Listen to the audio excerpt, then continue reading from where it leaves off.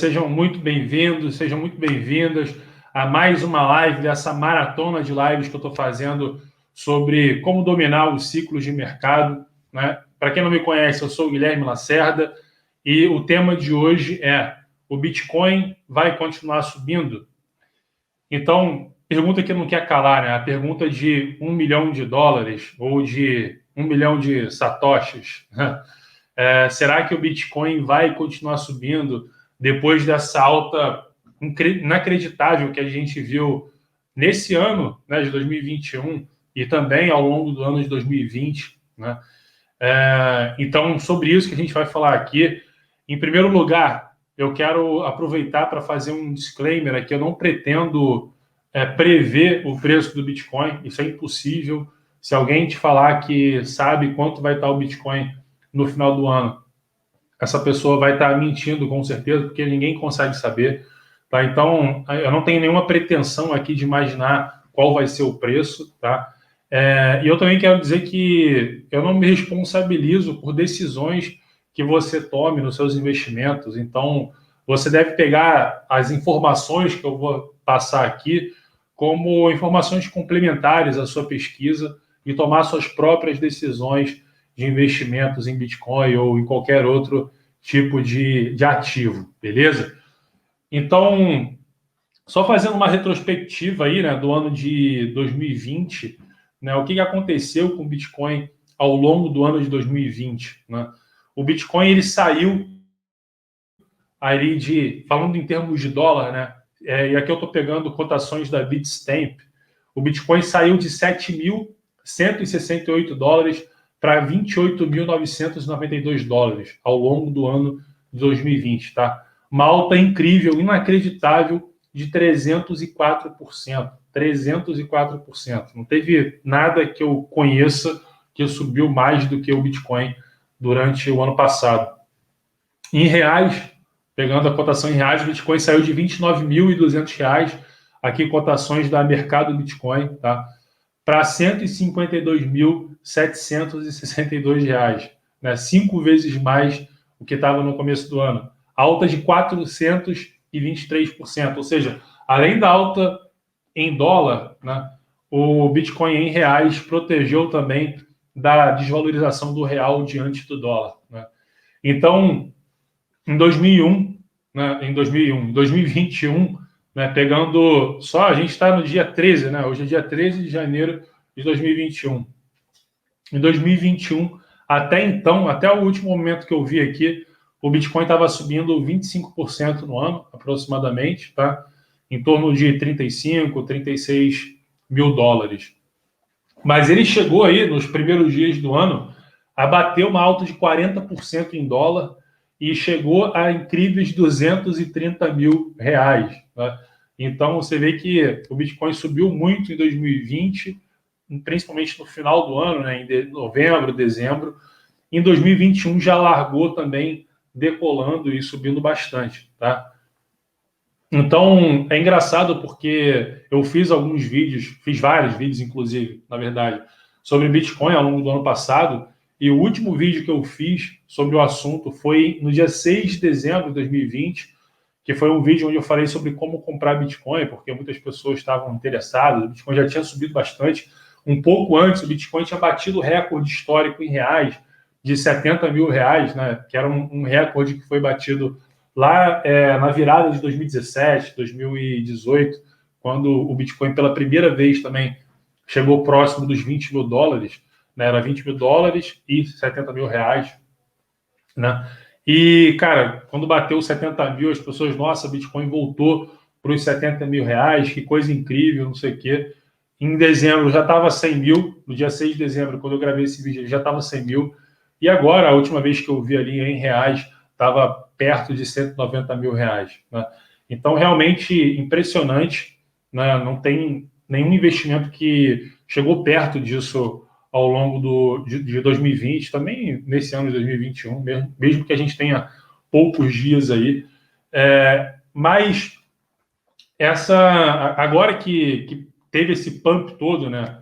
Teve esse movimento absurdo de alta, aí que algumas pessoas começam a se interessar, mais pessoas começam a se interessar ele começa a ter dúvida, né? Pô, já subiu tanto, estava 100 mil há pouco tempo atrás, alguns dias atrás, agora já está perto de 200, já chegou a 230, né? Em dólar estava 10 mil dólares, abaixo de 10 mil dólares no começo de 2020, agora já está perto de 40 mil. Então, será que é o momento de comprar? Será que já não subiu demais? Será que ele vai cair, vai continuar subindo? Enfim.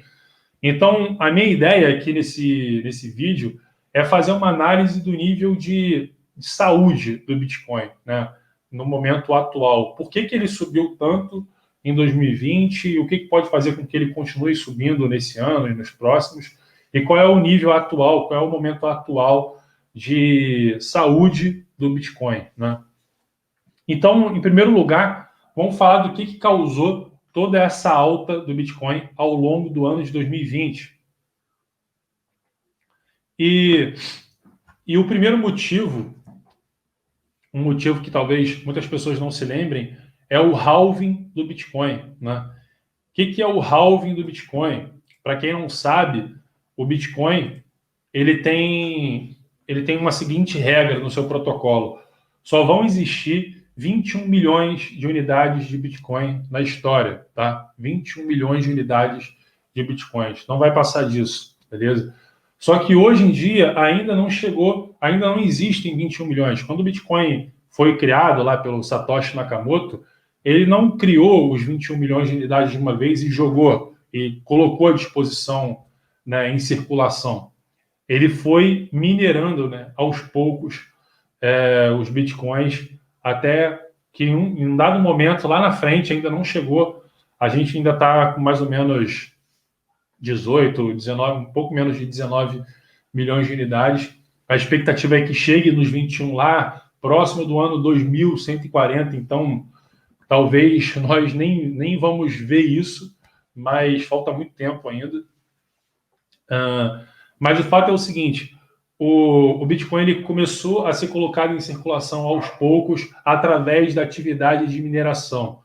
O que é a mineração? Assim, explicando bem rapidamente, porque não é o objetivo aqui desse conteúdo falar sobre mineração, mas mineração é nada mais do que o minerador, ele é nada mais do que uma pessoa que investe em capacidade computacional, capacidade de processamento computacional e contribui com essa capacidade de processamento para validar as transações da rede.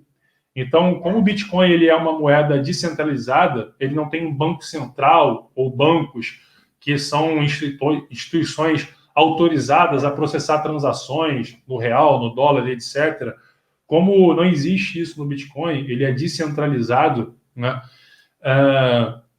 Ele precisa de agentes que contribuam para esse processamento de transações. São os mineradores, beleza? Então, eles validam as transações na rede. Só que eles não fazem isso de graça, como altruísmo e tal. Eles ganham uma grana com isso em troca.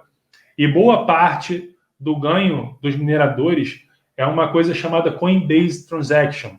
É uma taxa, né, é um fee, é uma remuneração que o minerador ganha por cada bloco processado, quando ele encontra um bloco, né? Então, o que acontece na prática? O minerador está lá, ele investiu em um monte de máquina e etc. própria para minerar Bitcoin. Ele conecta essas máquinas na rede do Bitcoin, conecta, oferece esse poder computacional para a rede e esse poder computacional ajuda a resolver um determinado problema matemático. Lá não vou entrar na tecnicalidade da coisa, mas quando ele resolve, significa que ele encontra um bloco, né? É uma forma de se falar, né? Ele minera um bloco, ele processa as transações daquele bloco, ele valida as informações que estão ali dentro daquele bloco, né? E quando isso acontece, quando um minerador encontra isso, consegue fazer isso, ele ganha a Coinbase Transaction.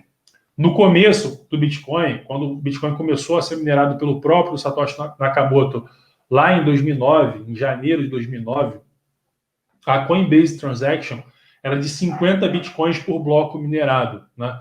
Então o minerador ganhava 50 bitcoins por cada bloco minerado. Para você ter uma ideia, cada bloco é minerado a cada 10 minutos aproximadamente. Então, a cada 10 minutos, um novo bloco é minerado. né? E cada 10 minutos, um minerador que encontrou aquele bloco ganha a Coinbase Transaction. Beleza? Então tá, o Satoshi Nakamoto começou a minerar o Bitcoin lá em 2009 e ganhava 50 Bitcoins por bloco minerado. Só que tem uma regra no protocolo do Bitcoin também, que é o seguinte, que é a regra de inflação do Bitcoin, né? Então, como que vai chegar lá nos 21 milhões? A cada 4 anos, aproximadamente, existe um evento chamado halving, que em inglês é uma palavra que significa dividir pela metade, tá? Então, o que significa isso? A cada 4 anos, a Coinbase Transaction cai pela metade. Então, era 50 bitcoins, passou para 25, né? A remuneração por bloco minerado. Depois passou para 12,5 bitcoins por bloco minerado, tá? E esse ano, em 2020, no ano passado, em maio de 2020, teve um novo halving, passou-se aproximadamente 4 anos, teve um novo halving e caiu para 6,25 bitcoins por bloco minerado. Então, a remuneração em bitcoins cai, né, para o minerador, mas a gente pode dizer que, a gente comparando em poder de compra, né, em termos de poder de compra do Bitcoin, a gente pode usar o dólar como parâmetro para poder de compra, né, do Bitcoin, a remuneração tem subido, porque, 50 Bitcoins de 2009 vale muito menos, né, a cotação lá em 2009, que praticamente não existia nem cotação para isso, vale muito menos do que 6,25 bitcoins de hoje em dia, né? Com Bitcoin aí próximo de 40 mil dólares, 35 mil dólares, por aí. Então, vale muito mais 6,25 bitcoins de hoje do que 50 bitcoins de 2009, né? Só que em bitcoins, realmente, a remuneração vai caindo até que vai chegar no momento lá em que vai atingir o próximo de 21 milhões de bitcoins minerados, beleza? Então é uma curva descendente, né? Vou mostrar para vocês aqui poderem visualizar isso. Esse aqui é o gráfico do Bitcoin agora, né, em tempo real. Ó, tá 37.470 dólares agora nesse minuto, né? Teve uma queda aí, chegou ali a 41, 42 mil. Teve uma queda, aproximadamente 30 mil, agora voltou a subir, tá? Então, esse aqui é o gráfico da inflação do Bitcoin com relação ao tempo, né? Então, essa linha vermelha aqui, quer dizer, desculpa, a linha azul é a expansão da base monetária do Bitcoin. E vocês veem que no começo ela cresce numa velocidade maior, né? Por quê? Como eu falei, tinham 50 Bitcoins por cada bloco minerado a cada 10 minutos, então era muito Bitcoin produzido por dia, né? Criado por dia. E essa taxa de crescimento da curva de oferta monetária da base monetária do Bitcoin vai caindo ao longo do tempo, né, até atingir ali os 21 milhões de unidades, né? E aqui a linha vermelha é a taxa de inflação do Bitcoin, né? Ou seja, a quantidade de novos Bitcoins criados anualmente divididos pela base monetária daquele momento, né? E essas quedas aqui são justamente os halvings, né? Então, a inflação ela vai caindo, né, à medida que vai tendo o halving, beleza? Então, o Bitcoin, ele funciona dessa forma. Qual é a diferença disso, né, do comportamento da base monetária do Bitcoin para moedas fiduciárias? A diferença é que, no caso do Bitcoin, ele é previsível. A gente sabe, o protocolo do Bitcoin diz que vão ter 21 milhões de unidades e isso não muda. Ninguém consegue mudar isso, nenhum minerador consegue mudar isso, nenhum governo consegue mudar isso, nem próprio Satoshi Nakamoto consegue mudar isso se ele reaparecer em público aí, tá? Ninguém consegue mudar isso. Agora, a oferta monetária do dólar, do real, do euro, etc., é totalmente imprevisível, né?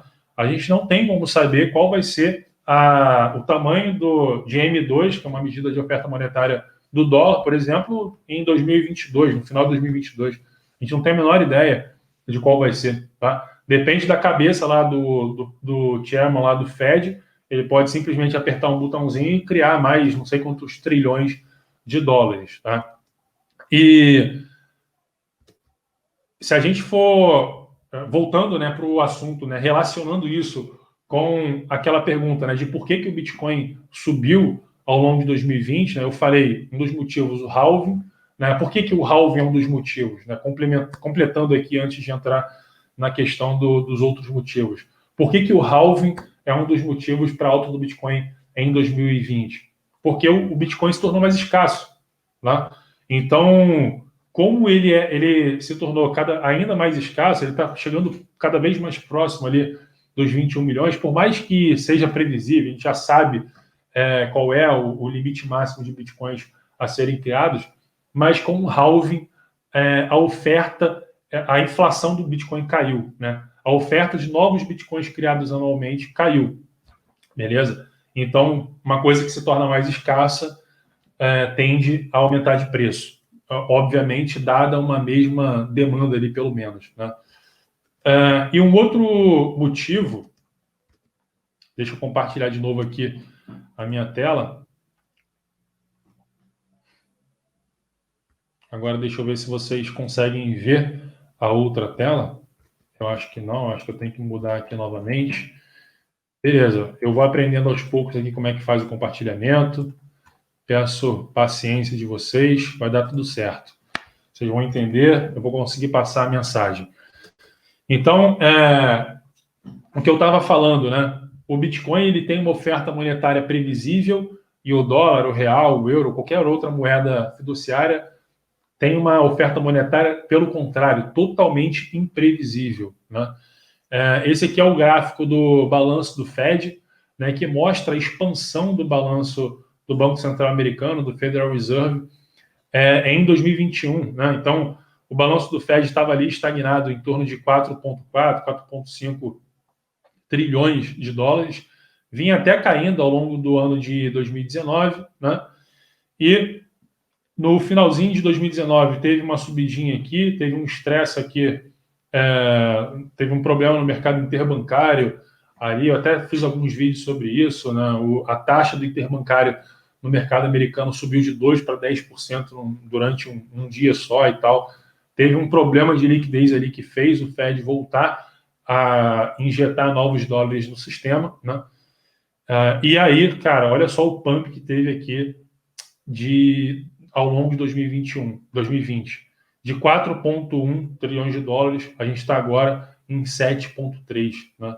E o impacto disso em M2, na oferta monetária do dólar, né? É uma medida de oferta monetária, né, para o dólar.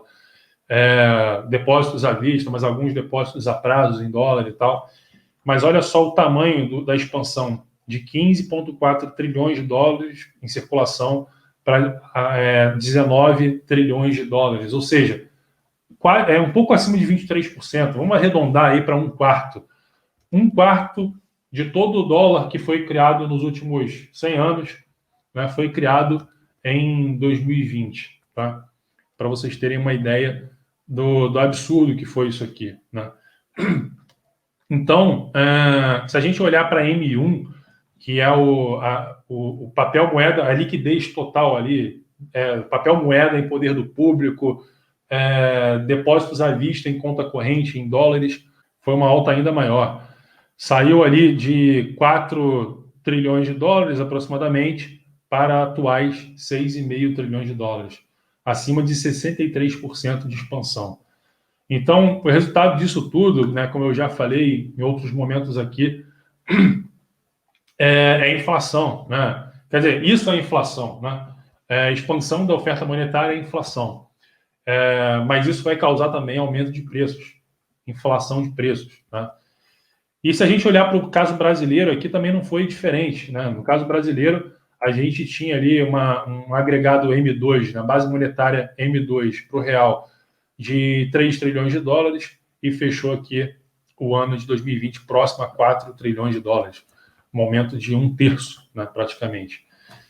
Então, esse foi um outro motivo, né, de por que o Bitcoin subiu muito ao longo de 2020, porque basicamente todos os bancos centrais, quase que sem exceção nenhuma, né, mas se a gente olhar para o Banco Central americano, o Banco Central do Brasil, o Banco Central europeu, o Banco Central suíço, sei lá, todos os bancos centrais do mundo expandiram a sua oferta monetária, ou seja, destruíram mais ainda o poder de compra das suas moedas.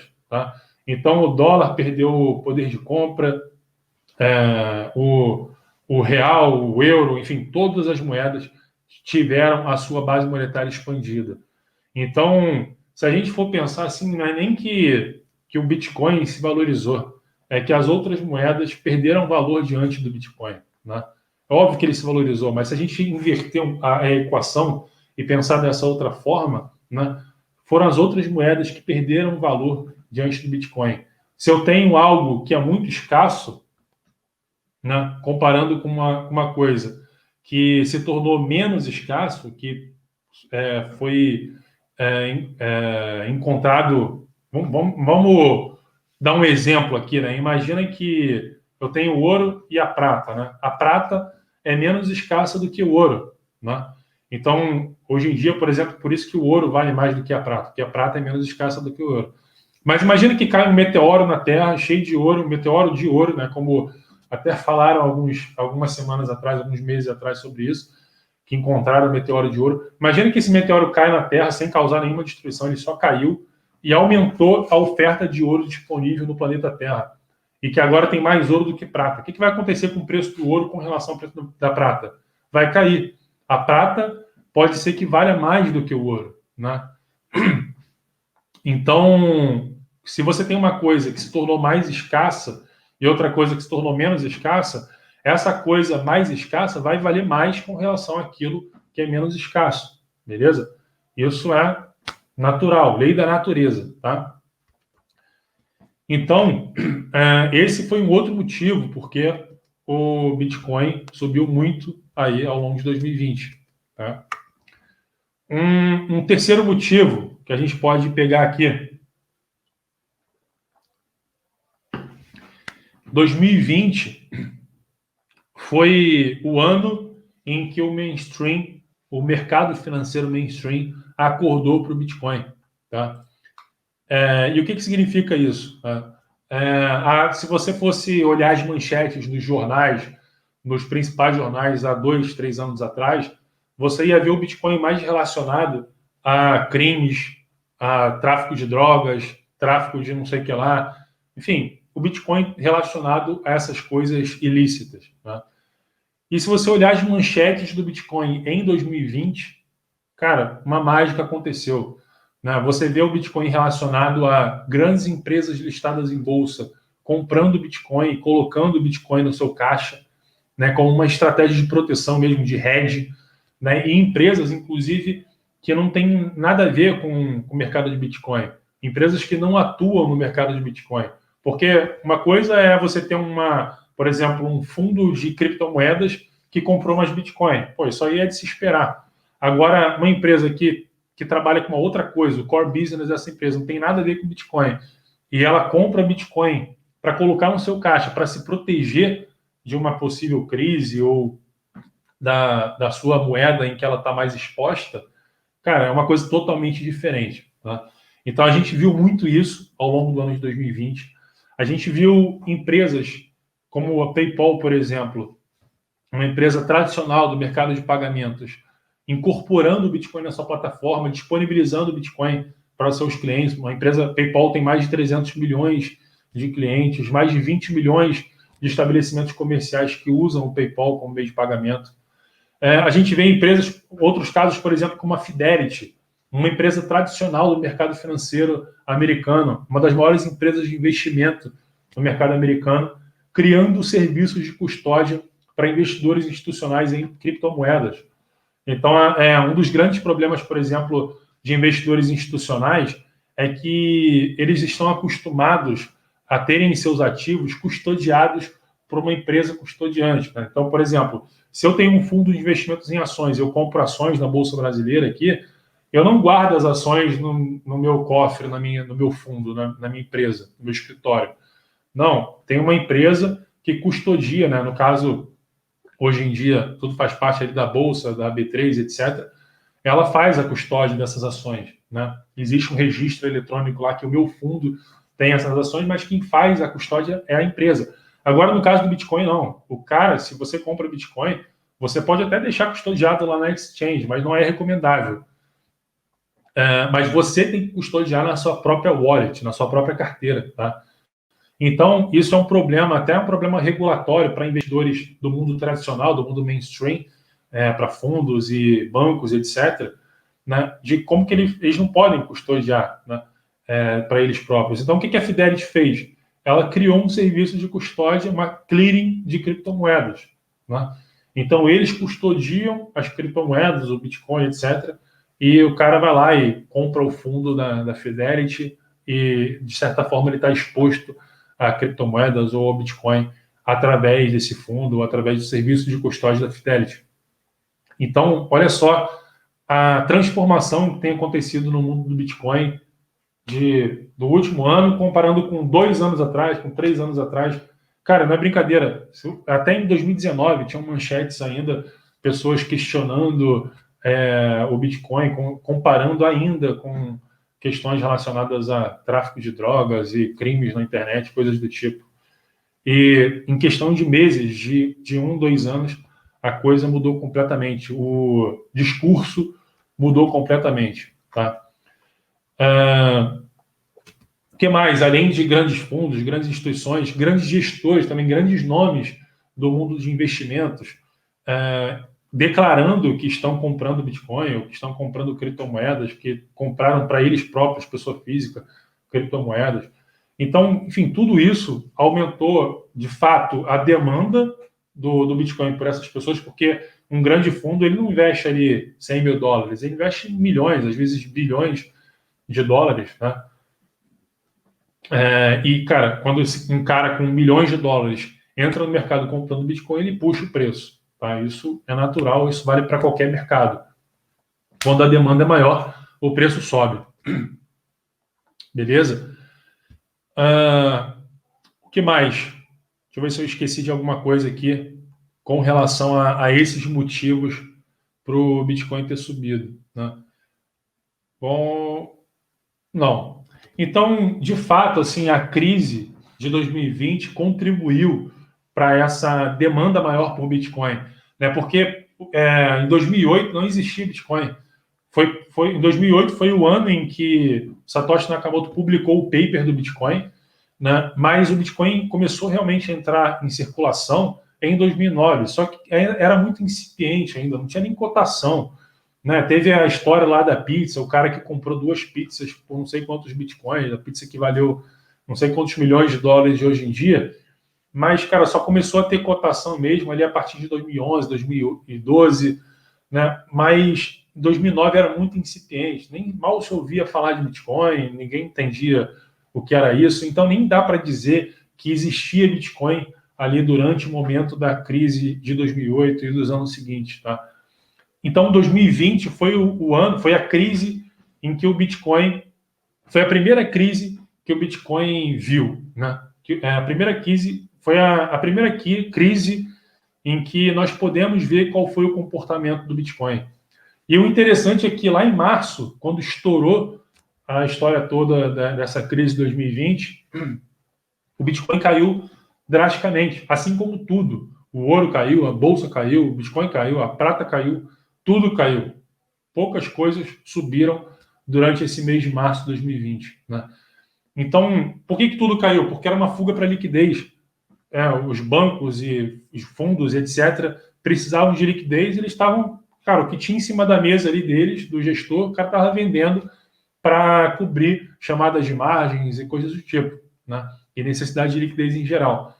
Então, o Bitcoin também foi junto. Né? E chegou a negociar abaixo de 4 mil dólares durante esse pânico ali de março de 2020. Chegou pela cotação da Bitstamp, aqui em torno de 3.850 dólares. Né? E beleza, o ano passou, aquele estresse ali inicial passou, e qual foi o comportamento logo depois disso, né? Vamos comparar aqui as coisas. Comparando o S&P 500 ao longo do ano de 2020, até que subiu bem, subiu 16,28%. O Ibovespa subiu 2,92% só. Recuperou aquela queda ali, mas só subiu 2,92%, abaixo da inflação, né? O IPCA que saiu esses dias aí foi de 4,52%, a inflação oficial. O ouro subiu mais do que as bolsas, subiu 25%, 25,05%, cotado em dólar. Em reais subiu ainda mais.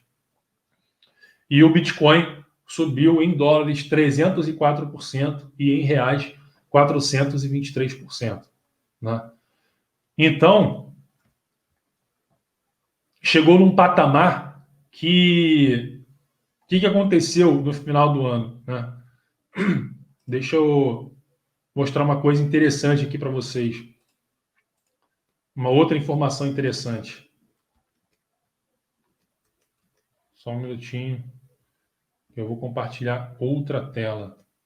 Mas a verdade é a seguinte: o Bitcoin chegou num patamar, não só o Bitcoin, mas as criptomoedas atingiram um patamar difícil de ser ignorado. Tá? Por quê? Dá uma olhada nesse número aqui. Talvez esteja pequeno. Deixa eu dar um zoom para vocês aqui no browser. Esse número aqui, olha só. Market cap, 984 bilhões, 801 milhões de dólares. Que é isso aqui? Esse site CoinMarketCap, ele mede o valor de mercado de todas as criptomoedas. Então, isso aqui é o market cap, é o valor de mercado de todas as criptomoedas juntas.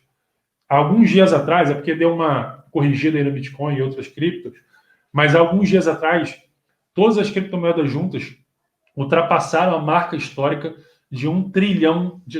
Um tri. Eu não estou falando de milhão e nem de bilhão, estou falando de $1 trilhão.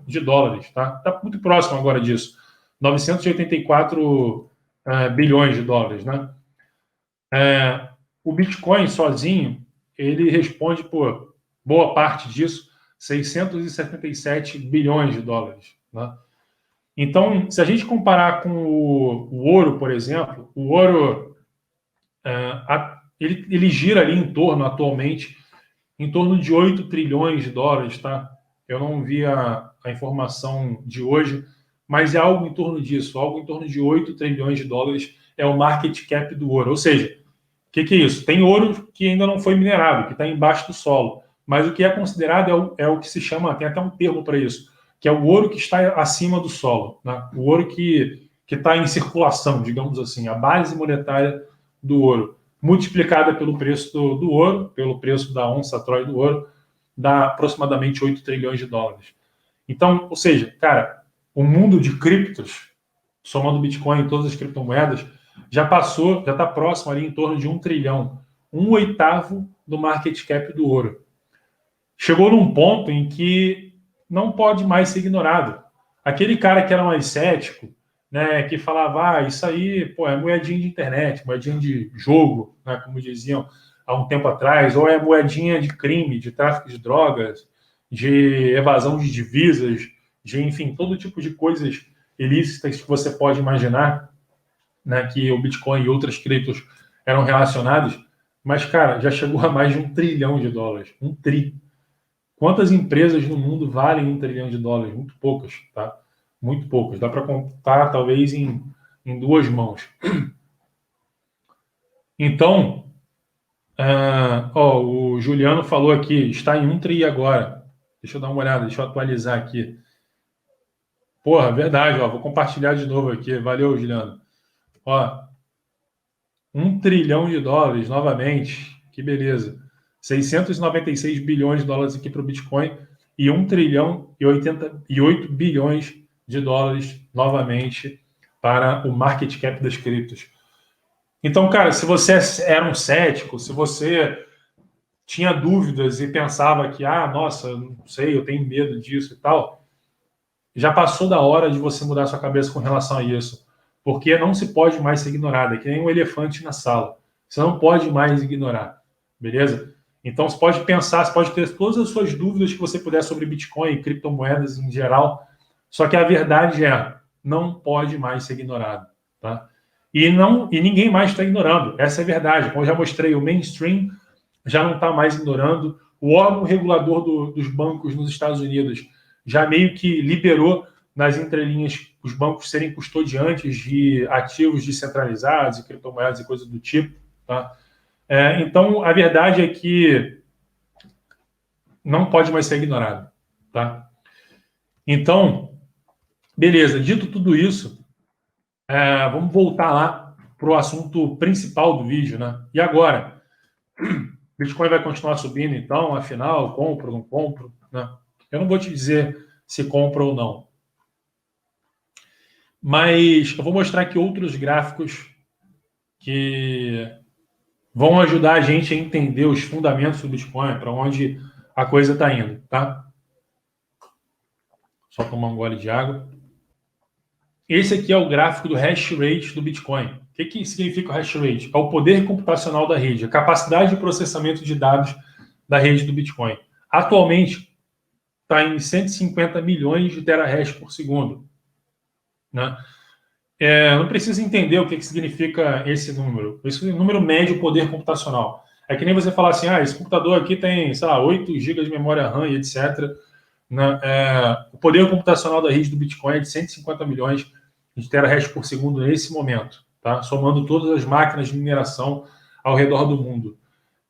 Isso significa que o Bitcoin, atualmente, é o maior projeto computacional do planeta em termos de poder computacional.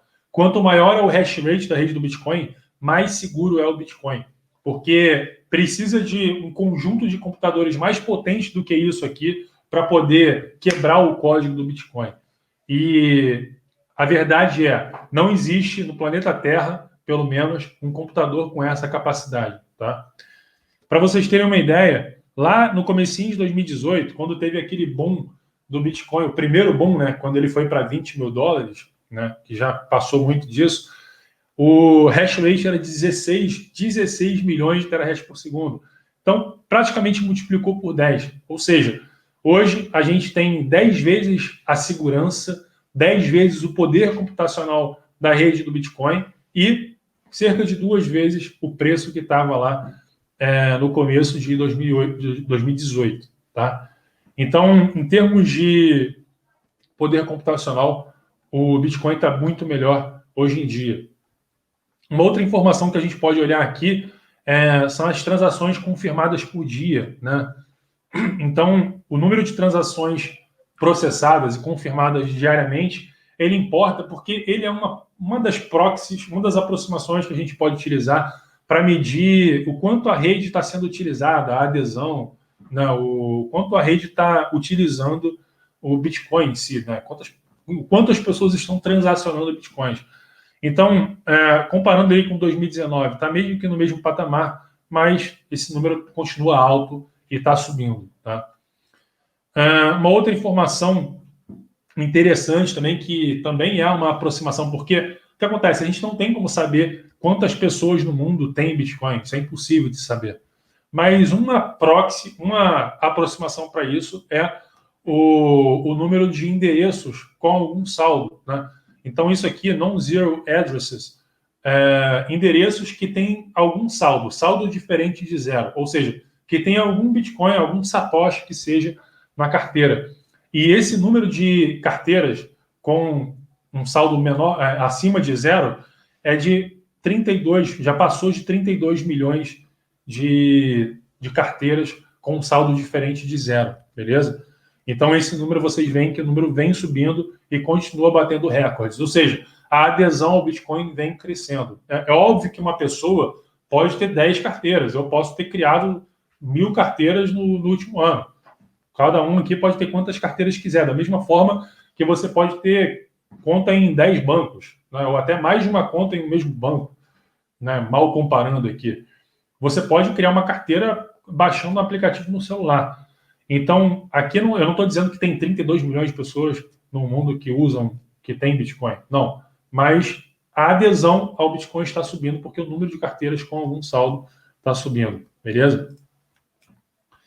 Uma outra informação. Opa, aqui, pulando. Uma outra informação que a gente pode olhar aqui para o Bitcoin, em termos de preço, é esse chamado Stock to Flow Model.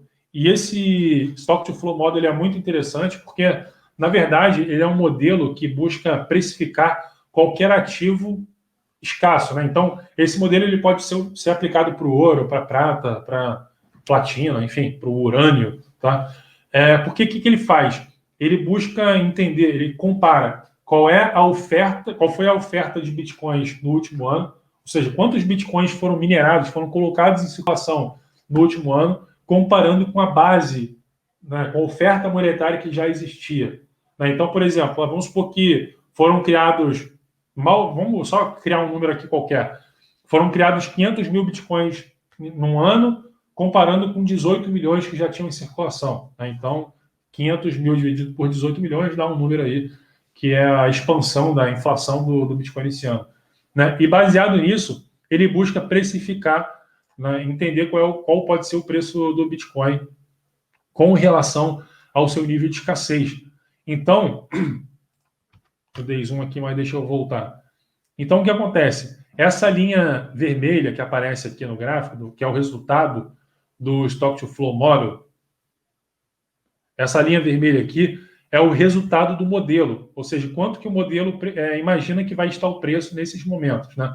E esses saltos que vocês estão vendo aqui é justamente os halvings, né? Então percebam que, apesar da volatilidade, o preço do Bitcoin vem mal ou bem acompanhando o modelo, né? E aqui teve o halving em maio de 2020, olha o que aconteceu com o preço, subiu, né? Então, se o preço continuar seguindo esse modelo, ali em abril, maio de 2021, ele projeta o preço em 84 mil dólares, né? Então, até o final de 2021 vai chegar ali, acima de 90 mil dólares, perto de 100 mil dólares. Eu não estou dizendo que isso vai acontecer, tá? Eu só estou dizendo que essa é a previsão do modelo. Se o modelo estiver certo, vai estar aproximadamente isso. Mas vocês percebam que nos outros anos teve bastante volatilidade, tá? Um outro gráfico interessante que a gente pode utilizar aqui para entender o momento atual do Bitcoin vou traduzir isso aqui como ondas de hold de um ano, ou seja, são carteiras que não movimentam bitcoins por um prazo maior do que um ano. O que significa isso? São os holders, os caras que estão segurando bitcoins por um prazo maior do que um ano, né? Então, isso significa que quanto mais gente estiver fazendo isso, maior é a confiança na alta do Bitcoin. Os caras não querem vender. E percebam que a linha amarela é o resultado disso, né? É a onda de hold. E toda vez que essa linha amarela chegou num pico, o Bitcoin, olha aqui, esse pico, o Bitcoin sofreu uma alta forte. Depois corrigiu, subiu de novo. Um outro pico aqui, o Bitcoin sofreu uma alta forte. Aí caiu, subiu de novo. Outro pico, né? E o último pico, o Bitcoin iniciou aqui já um movimento de alta. Agora caiu um pouquinho, porque algumas pessoas começaram a realizar, mas vocês percebam que a onda de hold aqui, o modelo, ainda está no patamar bem alto, tá? E comparando aqui com outros movimentos de alta após um pico, a gente pode entender, pode supor que esse atual movimento está só no começo, de acordo com esse modelo, tá? Um outro modelo, MVRV. O que esse modelo mostra? Deixa eu só tirar algumas coisas aqui para vocês entenderem melhor. Esse modelo ele mostra, ele compara o seguinte: essa linha azul aqui é o market cap do Bitcoin. Beleza. Já falei sobre o market cap, né? A capitalização, o valor de mercado do Bitcoin. Bitcoins em circulação multiplicados pelo preço, tá? Em dólar. E essa linha amarela aqui mede o preço médio. Ele é uma conta que calcula o preço médio dos bitcoins, na média de todos os bitcoins, a partir da última vez em que ele foi movido de uma carteira para outra. Então, vamos supor que eu tenho Bitcoin e a última vez que eu movi o Bitcoin foi há 2 meses atrás, o Bitcoin estava 100 mil reais. Então, o preço desse momento em que eu movi os Bitcoins, naquele momento, era de 100 mil reais, 20 mil dólares, né, vamos supor. Só que outras pessoas também fizeram isso, outros Bitcoins foram movidos ao longo desse tempo, então a linha amarela mede isso. A média do preço do último momento que os Bitcoins foram movidos. E toda vez que o market cap descola muito dessa média, significa o quê? Significa que a maioria dos Bitcoins que estão na mão das pessoas estão num lucro muito alto. Então, a tendência aumenta a probabilidade de muitas pessoas resolverem realizar resolverem vender esses bitcoins para realizar lucro, tá? Comparando com o dólar, né? Então, esse aqui, essa linha aqui, Z-Score, é o resultado desse modelo. Então, significa que toda vez que está próximo aqui dessa área verde, tem uma tendência maior de alta, toda vez que se aproxima da área vermelha, tem uma tendência de recuo, de correção, pelo menos, no preço.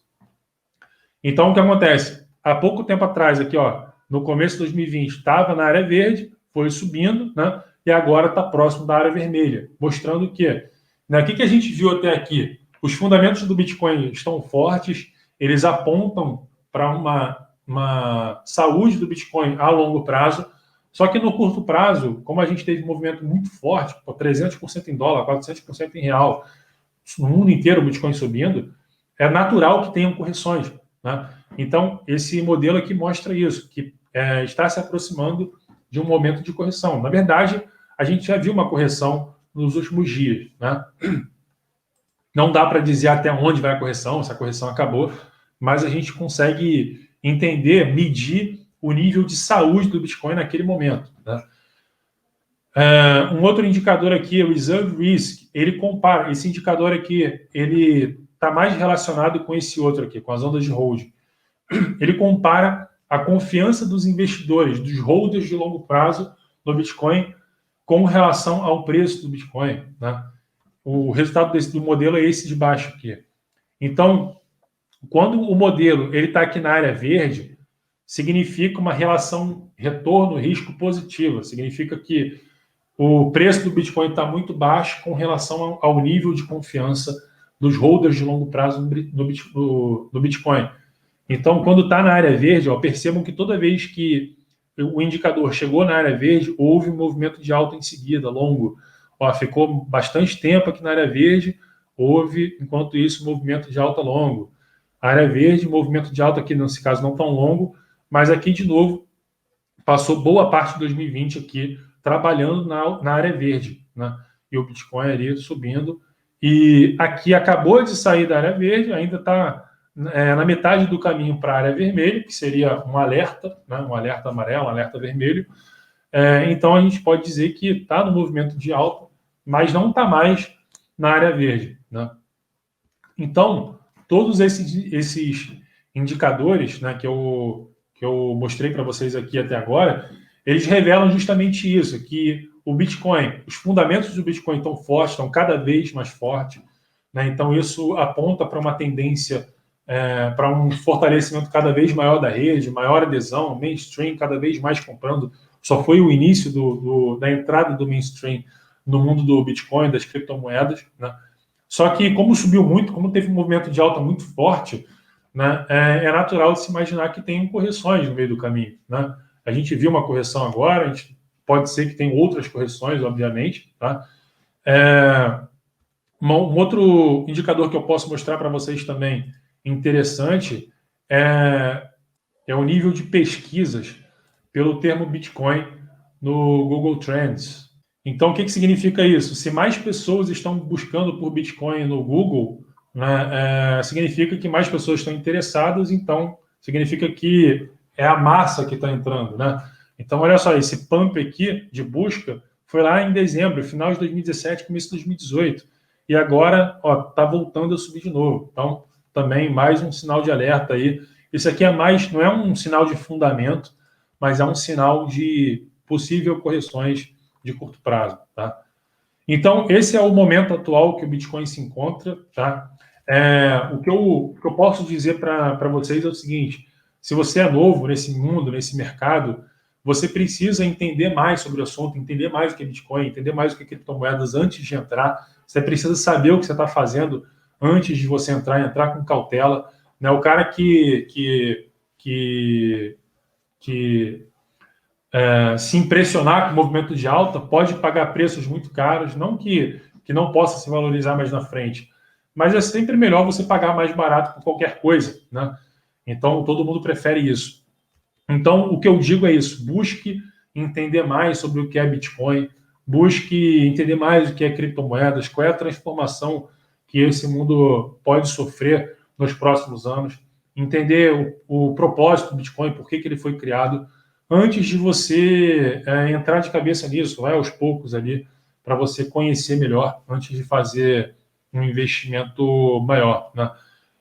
Então, esse é o jeito errado de entrar no mundo do Bitcoin, é sem conhecimento nenhum. E aí você acaba caindo num golpe, numa pirâmide que não tem nada a ver com Bitcoin, é só um golpe qualquer, que como aconteceu muito em 2019, por exemplo, né?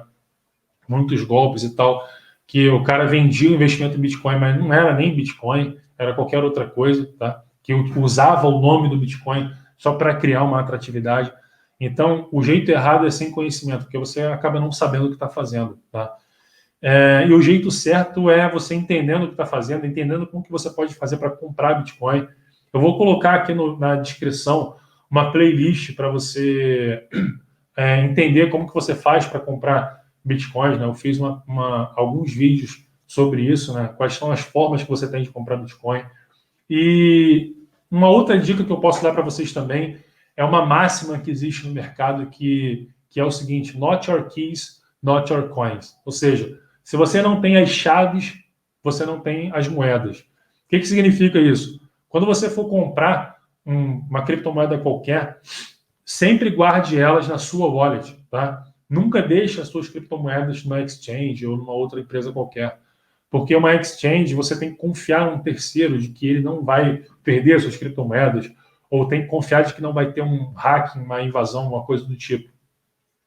Se você guarda com você offline, você tem mais segurança de que realmente você vai ter aquilo para sempre, beleza? Enquanto você quiser, tá? Então, esse é o recado de hoje. Espero que vocês tenham gostado desse conteúdo, espero que tenha ajudado vocês. Fiquem atentos aí, porque amanhã tem mais conteúdo, a maratona de lives está só no começo, beleza? E agradeço a presença de todos aqui.